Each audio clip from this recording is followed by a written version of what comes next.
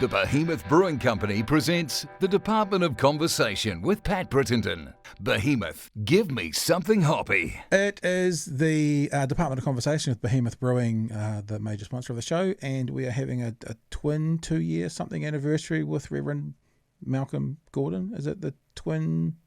We did this 2 years ago, Malcs. Yeah, it's a very complicated way to say that we did it 2 years ago. Happy anniversary, Pat. Yeah, same to you. Did you get me anything?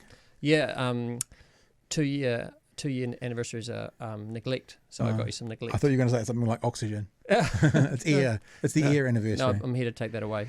Oh. Hey, so we did do this 2 years ago. I wondered, is the Presbyterian church that you're affiliated with a part of? Still around. Do they 2 years later. Do they have very reverends and reverends? Yeah, we do. Yeah. What's the difference? We even have right reverends. So right reverend, this is going to be very exciting for your viewers I at know, home. I want to know. Edge of the seat, get your popcorn.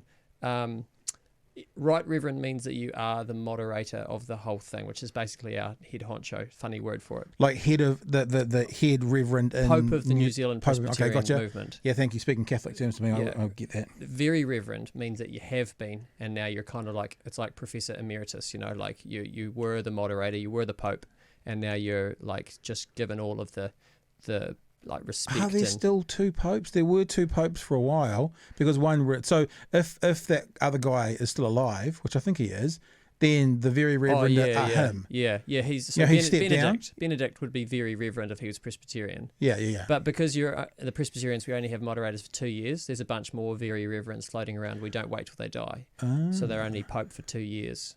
So right reverend, very reverend, then reverend. No, I'm just reverend. I'm just a muggle, and then if I was to ascend to the throne, I'd become right reverend, and then after I'd come down from it again, I'd be very reverend.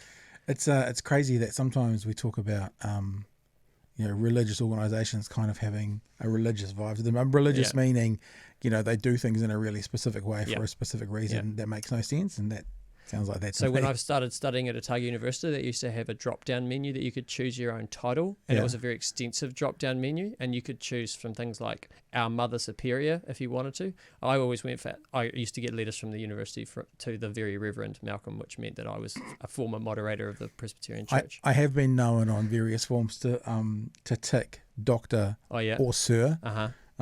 Because sometimes they're in the drop downs as well. I did one just the other day, and I think I did Sir. Yeah, I've gotten in trouble by sending friends on flights as Captain or Dame, and they'll get told off because it's a legal title. And then it's also embarrassing because I'm actually a reverend, but probably don't look or dress like one as people expect me to. So I've been accosted by litigious airport people who are like, are you actually a reverend? Really? And I'm sort of apologetic, like, yeah, sorry, I know that you thought this was going to be satisfying, There's no white collar. Yeah, or dog collar, depending on the terminology. Yeah. But anyway, look, I thought seeing you're sort of the smartest person I know around church issues, probably. I'll take that. And I'm sorry for that too.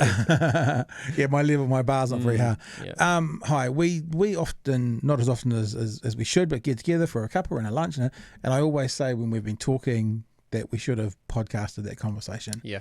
So it's always an interesting chat, but because of the affiliation through the church and stuff as well, I thought let's talk about this Easter thing, have a general chat about life, the universe, and everything. But also this Easter thing, and there was one thing I want to start with. Yes. Paul Henry. Now, Paul Henry is kind of like, I don't know, he's like the patron saint of all sort of long format talk interviewee type shows, and his name has to be mentioned during every show at some stage. Right. But this time around, I've actually got a reason to mention him. Huh. Paul Henry was doing his breakfast show on TV3 a couple of 3 years ago, and they were talking about Easter, and he was talking to an educator, and he was making the point that we should be educating our New Zealand school children as to the Easter story. And Easter, differently from Christmas, only really has one story. I mean, Christmas has the nativity story, it has the Santa story, there are stories there. I mean, yes, you could say Easter has the Easter Bunny and Easter eggs, but there's not really I mean, maybe there's a fable where it originated from back in the day, but I don't think anyone in a Western country would know what the Easter Bunny story is. That's true. Yep. So there's really only one story and only one reason that this holiday is happening. And so Paul Henry was making the point from a non-religious point of view, we should be educating our school children as to why they got a long weekend. Yeah. He wasn't, I don't think, and I'm going to play the clip, you can make up your mind for yourself. I don't think he was saying, I think all these children should be, should be influenced by the church or the Christian faith. Right. He was just going, we educate children, we should educate them why this long weekend is. Like, in other words, when I was working in schools, there was always a section in language on myths and legends. Right. Even in that area, social studies, myths and legends, the Easter story, whatever, just educating them somewhere. Then you'd have Christians upset that the Easter story had been put into myths and legends. You would, you're right. But let's just play a little. I'm only going to play like a few seconds of this, 20 or 30 seconds of this, and we'll get the gist of it if I can find my mouse. There it is. And just have a listen to what he's got to say. If you go into a dinner party in New Zealand and say to people, what exactly is Easter about? A lot of people, adults I'm talking about now, won't know. Absolutely. Because people don't, it should be taught in schools. Do you know what I'm saying? It should be taught in schools, but people are so bloody precious in this country. Maybe it should be taught in schools, but God, you're winding me up, Sarah. alongside a lot of other religious and cultural observances. No, it doesn't have to be. See, you don't need to mention other religions. Why not? Because it's Easter. Yes, I know it is. Easter. It doesn't belong to the other religions. Look, I think in all truth, they were probably talking across purposes a little bit there, because Paul Henry was saying specifically about this weekend, we don't need to mention other religions. And I think the educator was saying, over the space of the children's education, we should teach them about all religions and their stories. And I kind of agree with both premises. Because I think teaching, we teach kids about Diwali. We teach kids in school about the Chinese New Year. All these things are things that we do actually include in a curriculum and educate our kids on. So why don't we teach them about Easter and the Easter story? This is the question. I mean, it's a good question, but I think there's an awkwardness because Easter and Christmas are enshrined in our in our way of life in ways that Chinese New Year aren't. And also legislative life, because one of the points that Paul Henry makes in that clip, and I'll put the clip on the Facebook page, people can go and look at themselves, is one of the differences between Diwali and that kind of stuff is it doesn't have a national holiday. Right. So actually this holiday is actually elevated above those. And he wasn't saying it to say don't teach those. He was saying, but that's even more of a reason to know why this national holiday is happening. Yeah, but I think you've got to think about New Zealand society at this stage. Secularism is still a reasonably young way of thinking about the world. Maybe it's 50 years old and we're kind of like a petulant teenager who doesn't want to have anything to do with mum and dad. So even though with the fact that we're still living in the sleep out the back, we still live in a world that is drenched in the vestiges of Christendom, which is kind of like the world where the church did have the say about morality and was in charge of how people imagined spirituality and all those kind of. Now, I'm not saying that was a good time, but that's the world that we did live in. Secular society is kind of the petulant teenager who wants to reject all of that, and so we're exploring all of the things our parents told us not to, and we're sort of enjoying Sex, drugs, that. And rock and roll, exactly, baby. we're enjoying that, and we're doing our best to kind of offend all of the things that used to be precious. So enjoying a long weekend that used to mark a significant Christian festival, but stoically not teaching people about it is kind of in that sort of stroppy teenager period of time where we're not actually living in a self-aware way in the world that we're in. I mean, I have an opinion about whether or not we should have public holidays around Easter or not.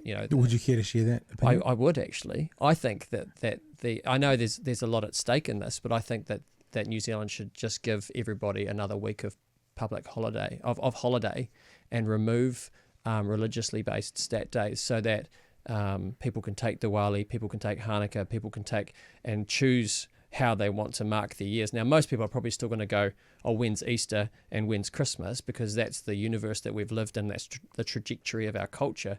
But it would give people space and opportunity to do what they wanted to do with their lives.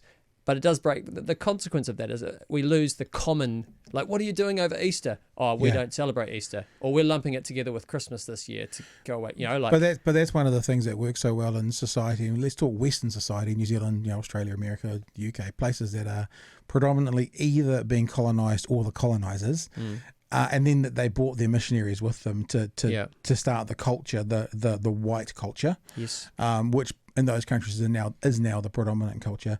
Is everyone has Christmas off. yeah, Everyone goes away for Christmas, New Year's. It becomes communal. A friend of mine who was a church, a religious person, said to me once, "What better plan could this God have than to get everyone to take the same time off at the same time of year for New Zealand in the summer and go to the beach together?"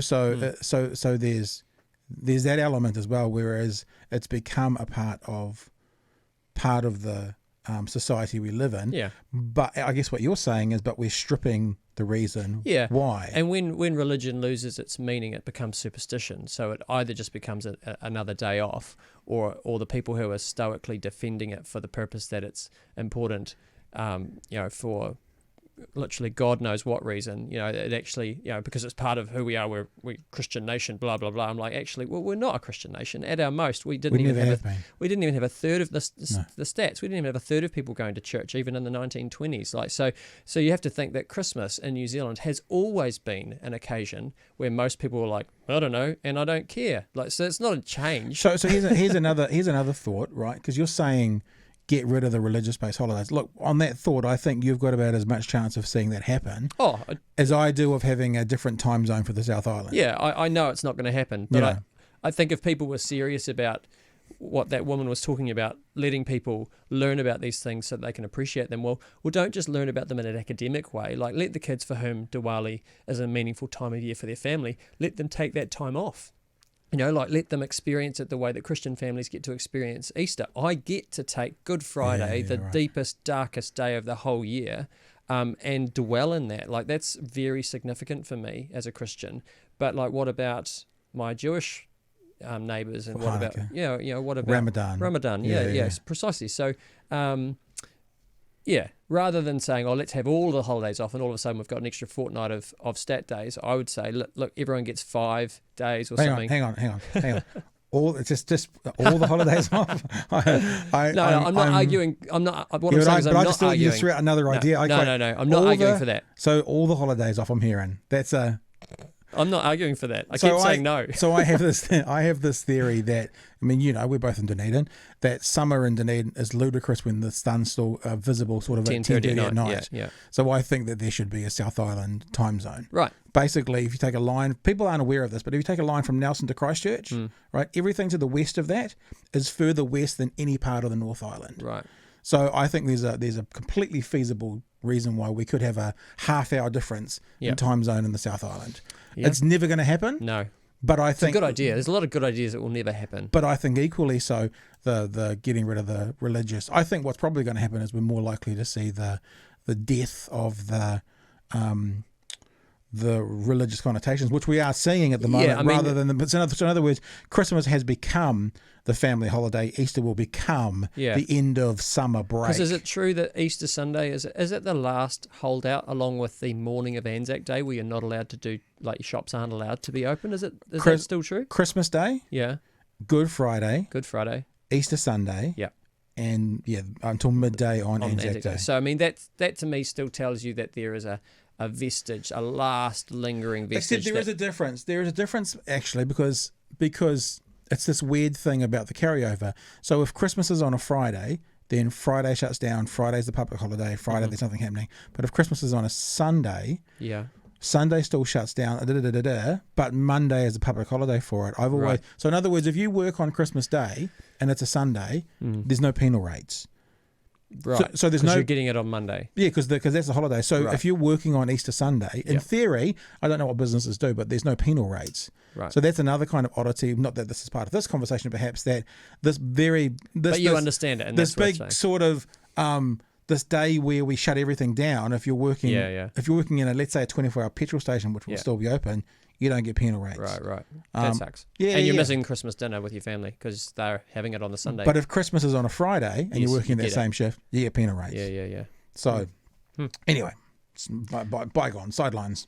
Yeah, I think the church generally should stop telling people what to do, not to trade, etc., etc. I remember a colleague being in the paper saying that, about people not working on Easter Sunday, and I just kind of felt because he was arguing from the it's good to rest, it's good to have rest, but people are not going to find rest if the rule is you have to stop now. If it's an enforced, I'm not allowed to do anything, I can't go and go and live the life that I want to live, then the ones who we're perceiving who are doing that or enforcing it, we're going to resent. Again, the teenager thing, if it's imposed. And so to me, the Christian gospel always has to be about the experience of liberation and the invitation to freedom, the invitation to rest, but not the coercion or the imposition of it. Well, because also rest can also can double your workload. You think about there'll be no garbage collections on Friday morning, and I'm assuming they'll probably catch up on Saturday and they'll have a double shift. So they've got to rest for a day, but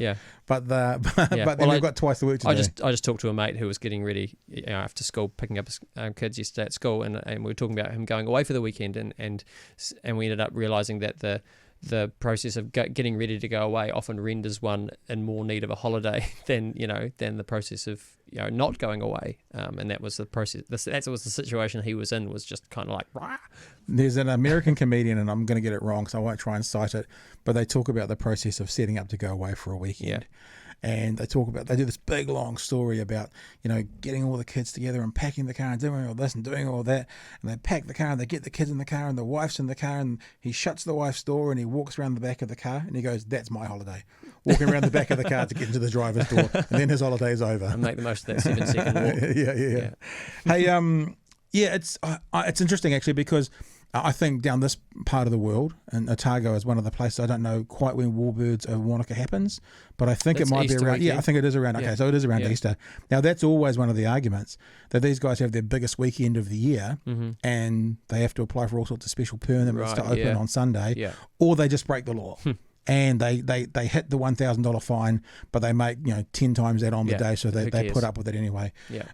I've got a foot in both camps, I reckon, because I think the idea for the worker of having a boss not say to you, "Hey, we really need you in this weekend," because we all know that and I'm not casting aspersions on any particular bosses, but we all know that as a worker, sometimes it's hard to say no. Yes. Sometimes you're worried about saying no because next time when you need a favour, the boss might be like, "Nah." That's right. Or you need the day off or whatever. So I can see that's a good point. I quite like the Friday, Sunday, and the Christmas Day shutdown. For that reason, enforced. For that reason, I would argue let's go back to proper weekends. But that's never going to happen either. No, it's never going to happen. But if it's never going to happen, this is the hanging on only to 3 result. days a year, so that you don't have to say no over. And I would argue that any decent human being who's a boss and you go, "No, I can't work because I'm hanging out with my family," or it's Easter, we're going away, or it's Christmas Day, for crying out loud.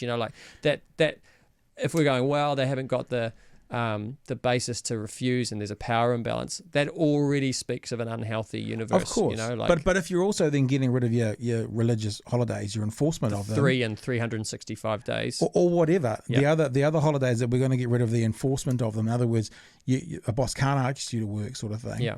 Then even though you can apply to have it off because you're doing Ramadan or you're doing Christian Christmas or whatever, the boss can still say, "Well, it's no longer a public holiday. We've actually got a really busy time of year." So I can see what the Warbirds over Wanaka situation for Easter Friday and Easter Sunday, but I can also see the typically entry-level job or low-skilled job, minimum wage person working in a factory or whatever, who has bosses, who want to just keep the place going, and so there's pressure. And when you're in that kind of position, you are more vulnerable to negative implications. If it's an unskilled job, then I don't want to say this like this, that anyone can take your job, but you know what I mean. So I quite like that the country shuts down for a couple of days. Maybe it's just about the language. Like maybe it doesn't need to be called Easter anymore. Maybe it's just a happy long weekend, New Zealand. In the UK they have like 4 or 5 bank holidays, and they don't have. I'm sure they've got an interesting story about why they've come about, but I don't think anybody knows that anymore. And so, but because Easter for 10% of the population continues to be an important faith-based experience, and some of that language hangs over into our day, you know, Good Friday, Easter Sunday, those kind of things. There seems to be a sense of ownership about the day, but I don't think the Christian community should own Easter or should own the holiday of everybody else that they're experiencing. So maybe we just need to get some more like generic names, like halfway through the beginning of the year, long weekend. Do you think the Christian church still do own Easter though? Because what we've just been talking about is a lot of people. In fact, I could bring some examples up actually. Where there's a group who operates in New Talk ZB on Good Friday, right? And they produce a bunch of sound bites of people on the street. And if you listen to them, 2/3 of the people are like, "Well, I'm not religious, so it's just a holiday for the weekend. It's a family holiday for me." Yeah.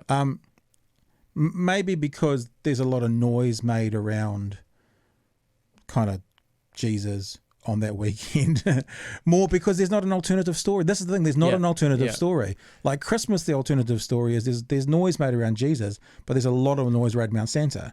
Whereas Easter, there's noise made around Jesus because what else? Yeah, but also like I think the Christmas story is way more accessible for people outside of the church than the Easter story is. The Easter story is horrific. Yeah, the Christmas story could be taken in its essence. There was this wicked man, wicked as in good, not wicked, wicked, like this amazing man who was born on this day. Let's celebrate it. Exactly. It could be as simple as that. And I mean, you still see people buy things like Christmas cards. Will still have shepherds. They'll still have wise men.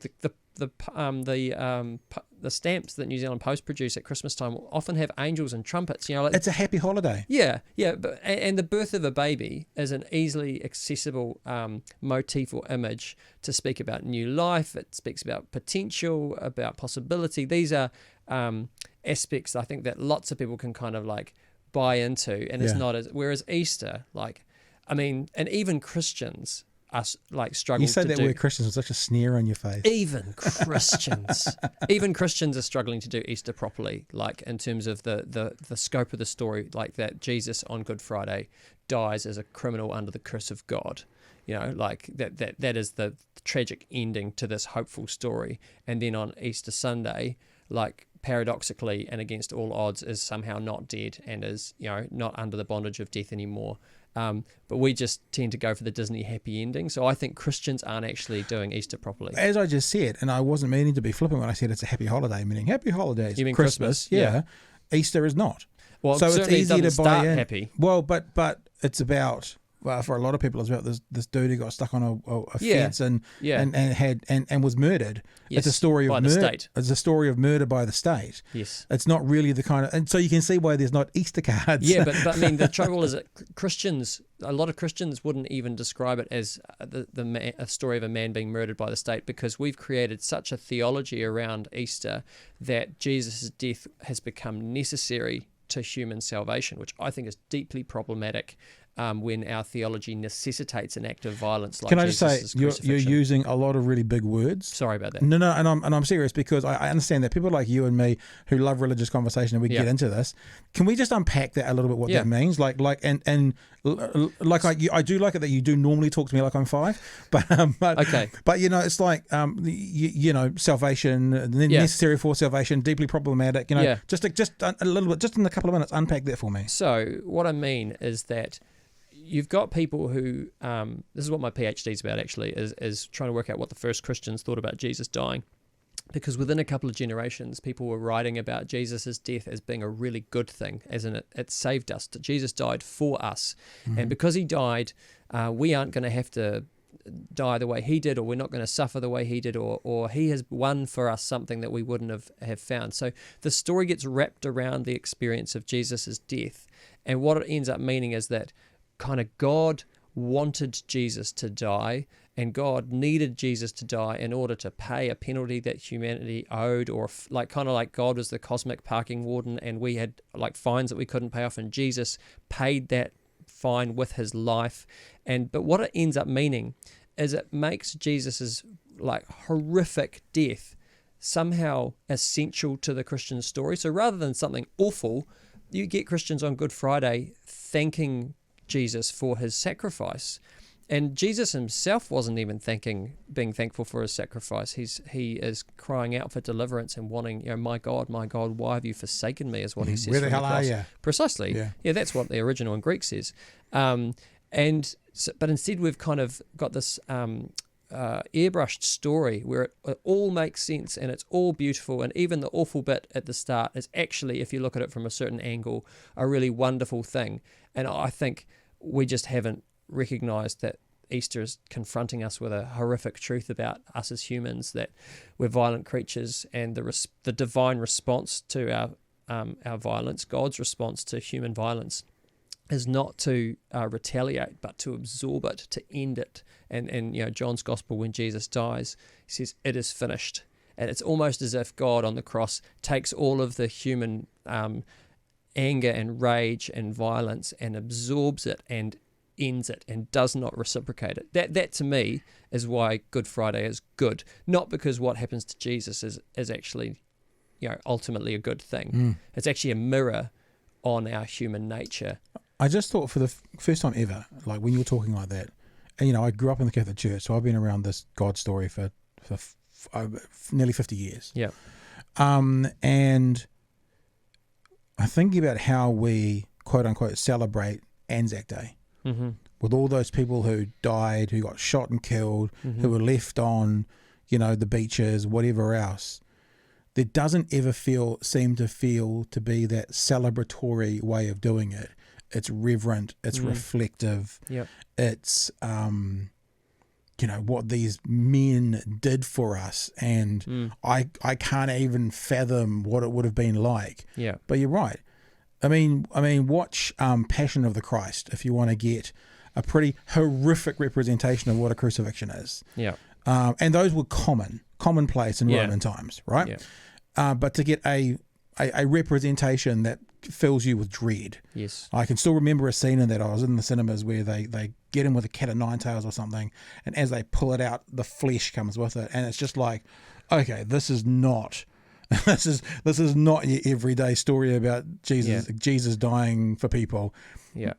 But you said something really interesting, and I don't know if you use these words, sorry, but I'm paraphrasing, about how Christians celebrate this day, whereas we commemorate when other people died or went through horrific things with reverence. It's different. Yeah, and I mean, I think the Anzac Day one is interesting because there is reverence and a sobriety around the day, but don't dare suggest that those sacrifices that were made were pointless, or that it was a fool's war. That the whole because and then we start to disrespect this sacrifice, and there's a narrative around that we can't. It's holy ground. I actually think for me, Good Friday, I need to be able to reflect on the pointlessness of Jesus's death. Right. So you're saying that there was a point why men gave their lives to try and defeat the Nazis. Well, that's a narrative that we... That's the narrative that we put... Yeah, because people would say all war is pointless. But you're saying the narrative that society has is that these men went to war for a reason. There was a point they gave their lives. But you're saying that Jesus was pointless? Well, I'm saying that as Christians, we need to be able to ask the question, we need to ask the question that Jesus asked himself. Why have you forsaken me? What's the point of this? Where are you? And Christian thinkers and writers very quickly set to answering that question. The earliest Christian writings that we have in the New Testament. Do you think they whitewashed it a bit? Do you think they either purposely or not? They made it. They sanitized it a bit. I don't know. I think that might be a little too simplistic. We love a conspiracy theory like that, like sort of a Da Vinci Code, QAnon, kind of thing.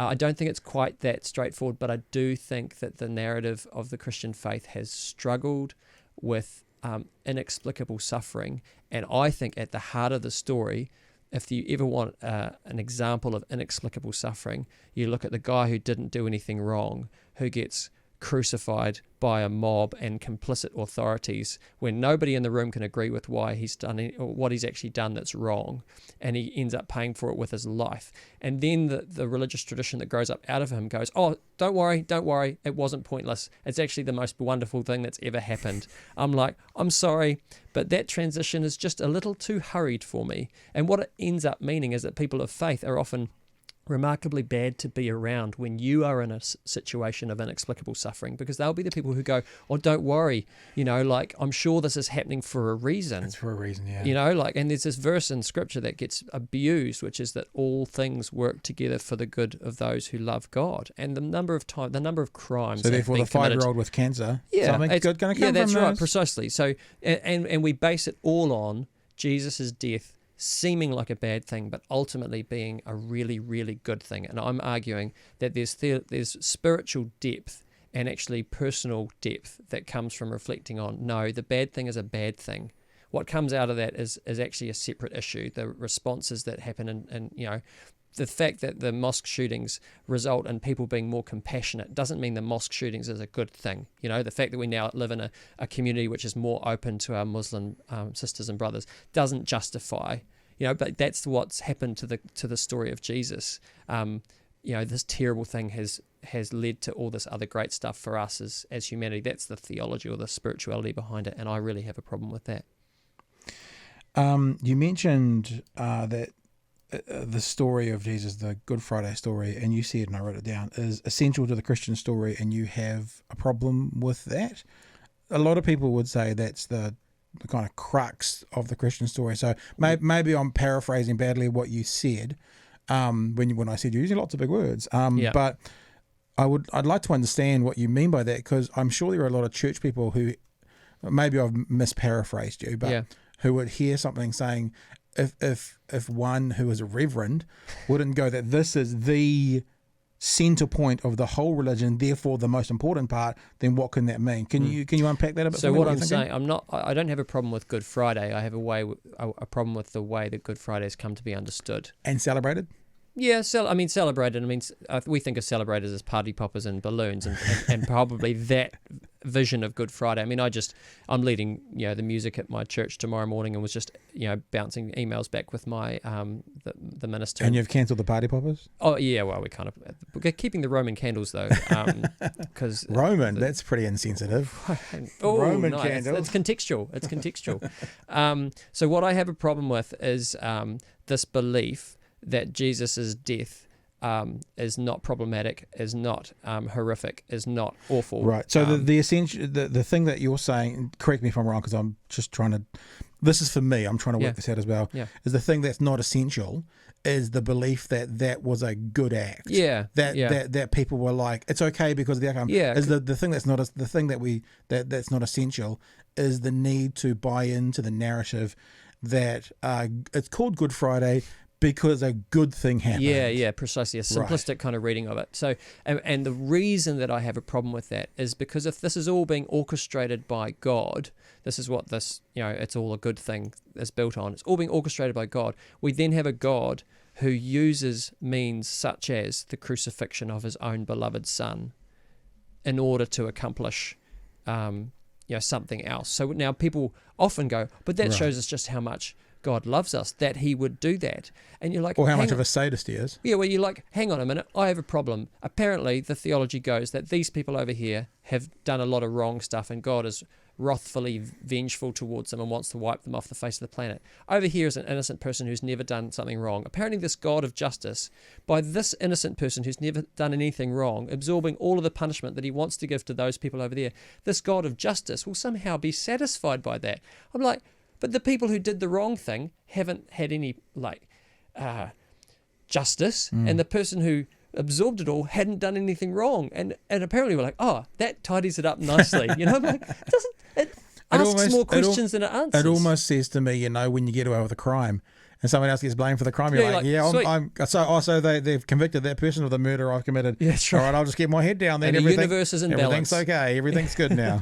Yeah, interesting. Yeah, so yes, there is a part of the Christian tradition which is built on this Jesus taking our place narrative. That's a part of it. But the problem is when we make it the whole story, and we end up, and then we don't have any ability to grieve what happens on Good Friday. For me, one of the chief postures as a Christian on Good Friday is to grieve something beautiful that we as humanity snuffed out, and it makes me be more cautious and more gentle with the fragile, beautiful things and people in my life, so as to not crucify more saviors in my own experience and the position of authority that I'm in.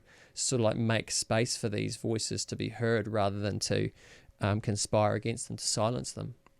So coming back to the where we kind of started this conversation was about educating people about what the Easter story is, and specifically we used the Paul Henry clip about educating school children about why they're having this weekend. Yeah, we've gone on a fantastic journey since then, but kind of coming back, where does that leave us, I guess, as a society, as a community, in your opinion, is if or what people need to know about Easter, if anything. You're talking about sort of the Christian church, or the church controlling this weekend, or perhaps wanting to control this weekend and the narrative and stuff. I don't know. I guess I'm kind of now thinking, so if a child in school was going to be taught about why we're having this weekend, they'd get taught the sanitized version. And what it seems that you're saying on some level is the sanitized version is problematic. Yeah. So where does that then leave us for them talking in schools about this, let's just call it a public holiday? Yeah. We teach them about Waitangi Day when there's Waitangi Day, rightfully so.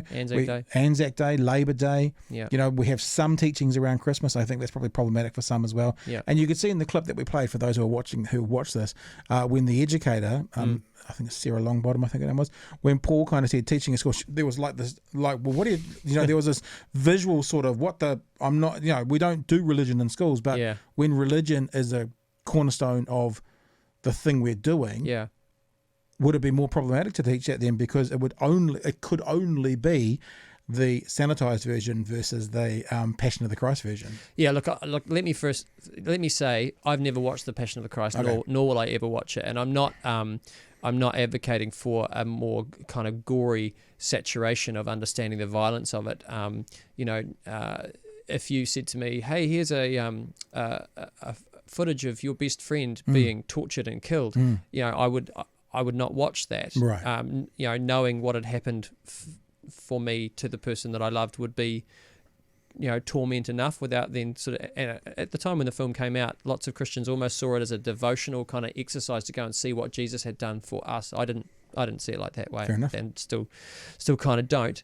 I guess if you were to teach it in schools, the challenge would be to teach about it without teaching it as something that expected or elicited a faith response. On that, just to jump in as well, I think one of the things they talk about in the full clip was one of the problems the educator had with sort of teaching religion in schools, specifically Christian religion, is often it's volunteers from the outside coming in. Yeah. Whereas if it was a part of social studies and it was taught by the teacher as part of the curriculum, less of a problem. Yeah, well, I don't think when our kids learn about, traditional Māori spirituality, it's kind of understanding the world that we are a part of, and the way that the people have understood the world that they live in. And I think Christian spirituality can be framed in that same way. Have your kids noticed that we have these days off? Has anyone wondered what, let's crowdsource what we know about the Easter holidays. Okay, here's the story that kind of gave rise to it all. This is what people believed happened. You don't have to pitch it, as you say, when you get people from that faith tradition to do it, there's an investment and also an expectation or a hope for a response, that we're going to create little Christians out of this. And that's not appropriate in a school.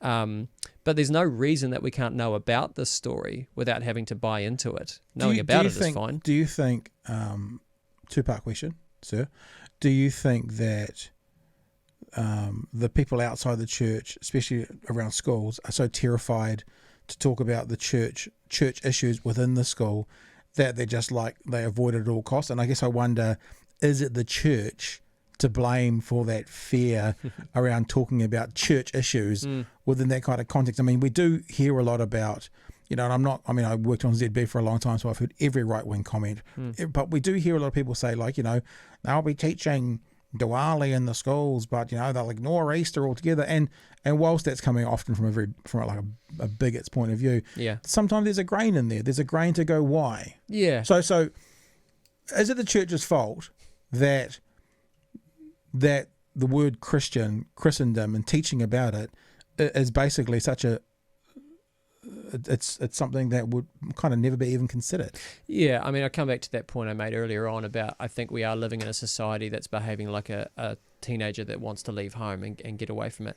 Christianity's problem is that it had a monopoly on people's spiritual imaginations for about 1,600 years. Right. And our society, the last couple of generations, are the first ones to come out of that shadow and to start feeling like they can think for themselves. Even though we might say, well, only a third of New Zealanders at most ever went to church, the Christian story shaped the spiritual imagination of everybody. There was no alternative narratives. You might be a Catholic and I might be a Protestant, but that's about as distinctive as we got. And we demonized one another for our disagreements over what the bread and the cup meant at the table. Like that's the distinctions that we were making. If somebody from a completely different tradition had walked in, we simply wouldn't have known what to do with them. And take, for example, the Chinese community and their experience of the hostility that they experienced in New Zealand culture during the gold rushes. And through that, this was a really distinctive community, not just another white person with a slightly different take on the Jesus story. It wasn't a 3% delineation into a different way of doing the same thing. It was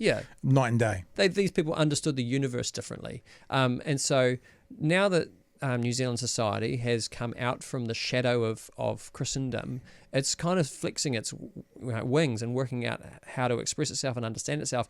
The problem is to articulate aspects of the Christian story for some people is going to feel like going back under that shadow, and so there's actually a kind of maturity that's probably only going to come with a distance from that's going to allow us to reappropriate it when we feel we're sufficiently distanced from it, when it doesn't actually have a claim on us anymore. And so when there are clergy and leaders of churches who are banging on about it should still be important to everybody for this reason, I kind of feel like we just need to shut up and let New Zealand distance itself enough so that the conversation could be had with dignity and with freedom and intention, rather than a kind of like, oh well, yeah, we're a Christian country so we have to listen to these guys, because that's not a fruitful conversation. And I don't think it's a realistic conversation. I don't think people probably sit back and think that might be a narrative that people within the church think that they should listen to us because we have a position of authority. And I don't think that authority because we were here first works. Because we've been telling the story longest or something. It's like, I'm sorry, but people's lives don't work like that. It's a interesting long weekend. It's an interesting one this weekend as well because it's not a part of the school holidays. So we've got the Tuesday off as well, the schools. And cool fun fact today is when we're recording this, it's April Fool's Day, and I think that I said it to a friend that I said, God's going to come out tomorrow and go, got you all. I think the proximity of April Fool's Day and Easter is very appropriate. If we were going to leave people with a thought around Easter and around, you're a reverend, you're an official God botherer. Oh dear. With a label. I apologise. I like the idea. I think I don't agree with necessarily the fact that knowledge is power. I think good knowledge is power, correct knowledge is power. It's like, people say practice makes perfect. It's not true. That's the biggest lie ever. And I always use the example of it at the driving range. If I practice for an hour and every ball slices, you're getting really good at slicing. Yeah. So the accurate is perfect practice makes perfect. Yeah.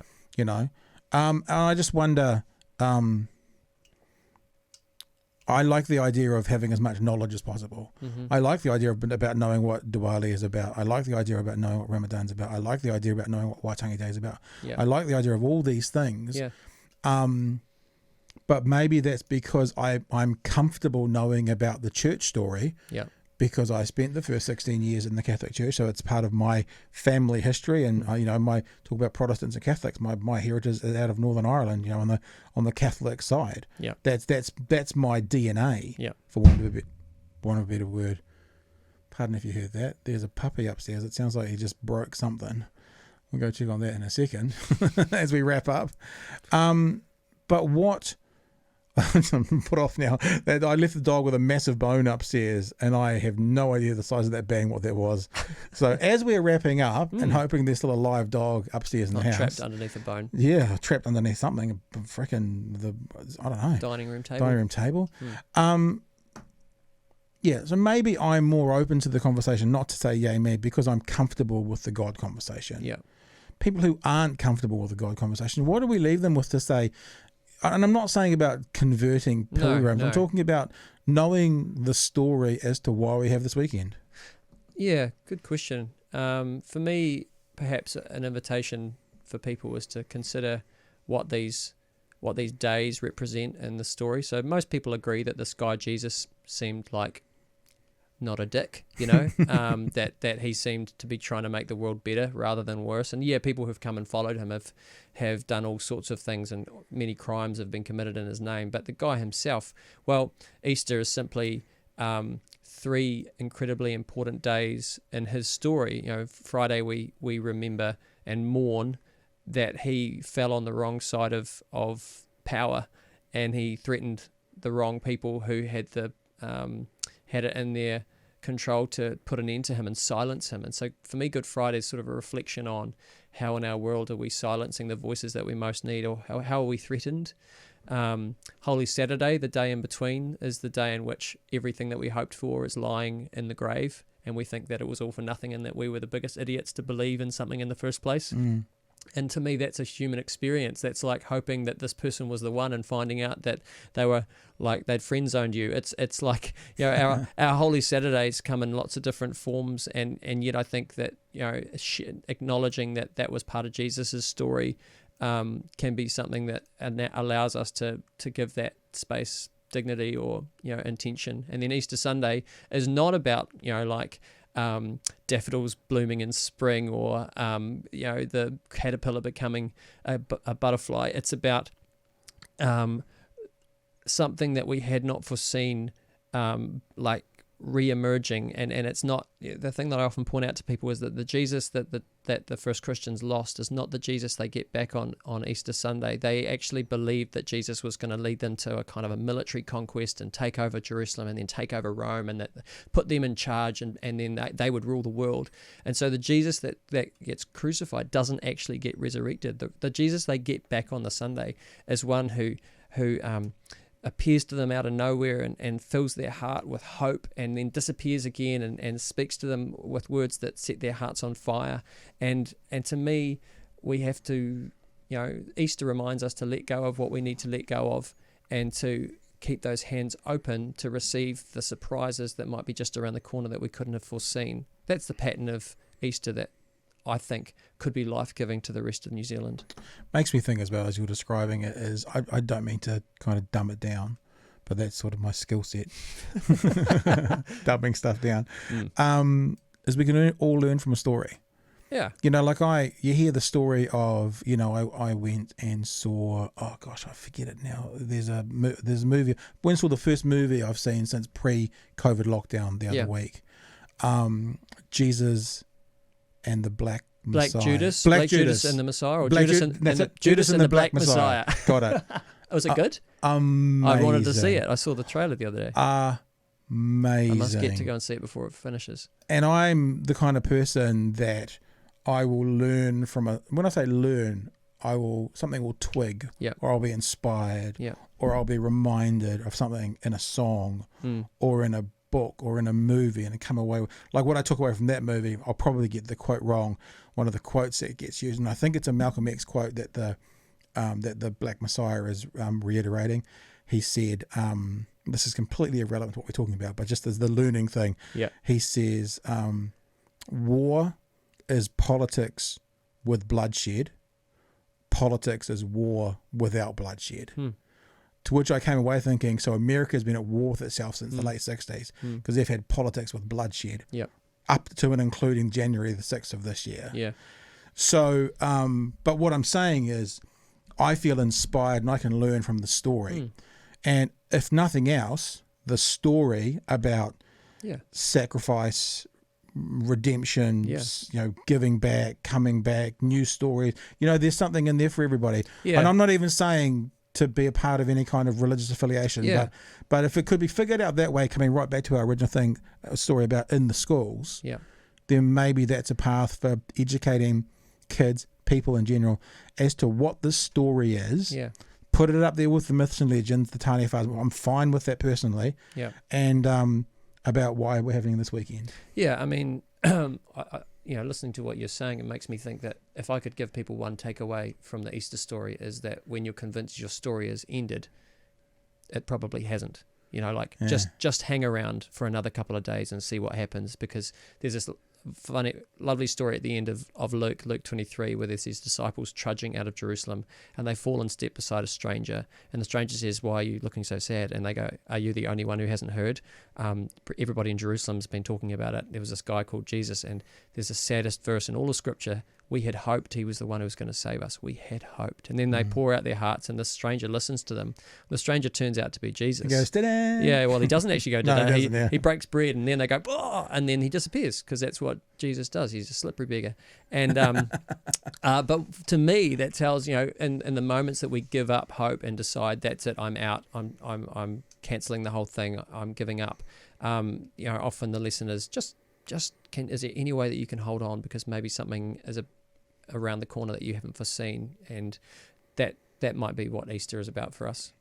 Now, is it part of your kind of contractual arrangement with the Presbyterian Church that when you finish a conversation with someone, you have to finish by mentioning a scripture out of the Bible? Is that part of the because that feels like the conversation's now over because you've done what you're supposed to do? Is that right? Yeah, I can collect my check now. Yeah. Hey, Yeah. Malcs, I love you to bits, mate. This has been fun. It always is. And as we always say when we get together, we should do this again. We should do this more often. Yeah. Hopefully people get that this is really a conversation around. Actually, it has been. When we started this, as is always the case with this podcast, it could have gone anywhere, but we did stay around this issue. But I think it's an interesting issue to stay around at this time of year, and if some people have got something out of it, not even talking about some kind of religious awakening at it, but just some interesting thoughts and conversations. I hope that's done them well. But thanks for coming in, and I'm glad you could give us up an hour or so out of your PhD when you're already an hour behind. You're about an hour behind, and you gave us another, so now you're 2 hours behind. It's okay. May you have a deep Easter, Pat, and everyone else.